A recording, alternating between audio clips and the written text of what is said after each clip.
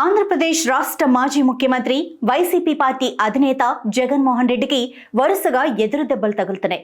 తాజాగా YS Jaganmohan Reddy birthday వేడుకలను జరుపుకోకుండా కూటమి ప్రభుత్వం కుట్రలు చేస్తోందని వైసీపీ నేతలు ఆరోపిస్తున్నారు. రేపు వైసీపీ అధినేత జగన్మోహన్ రెడ్డి పుట్టినరోజు. దీంతో ఆంధ్రప్రదేశ్ రాష్ట్ర వ్యాప్తంగా జగన్మోహన్ రెడ్డి పుట్టినరోజు వేడుకలకు వైసీపీ కార్యకర్తలతో పాటు ఆయన ఫ్యాన్స్ వేడుకలకు రంగం సిద్ధం చేస్తున్నారు. ఇందులో భాగంగానే చిత్తూరు జిల్లా కుప్పం నియోజకవర్గంలో వైఎస్ జగన్మోహన్ రెడ్డికి సంబంధించిన పుట్టినరోజు వేడుకలను వైసీపీ నేతలు అట్టహాసంగా నిర్వహిస్తూ ఉండగా ఈ వేడుకలకు ఏపీ పోలీసులు ఊహించని షాక్ ఇచ్చారు. కుప్పం నియోజకవర్గంలో వైఎస్ జగన్మోహన్ రెడ్డి పుట్టినరోజు వేడుకలు నిర్వహించకూడదని ఆదేశాలు జారీ చేశారు. అలా కాదని ఎవరైనా రూల్స్ బ్రేక్ చేస్తే ఖచ్చితంగా జైల్లో వేస్తామని హెచ్చరించారు. దీంతో వైసీపీ నేతలు కుప్పం నియోజకవర్గంలో టెన్షన్ పడుతున్నారు. ప్రస్తుతం కుప్పం నియోజకవర్గంలో నారా చంద్రబాబు నాయుడు సతీమణి నారా భువనేశ్వరి పర్యటిస్తున్నారు.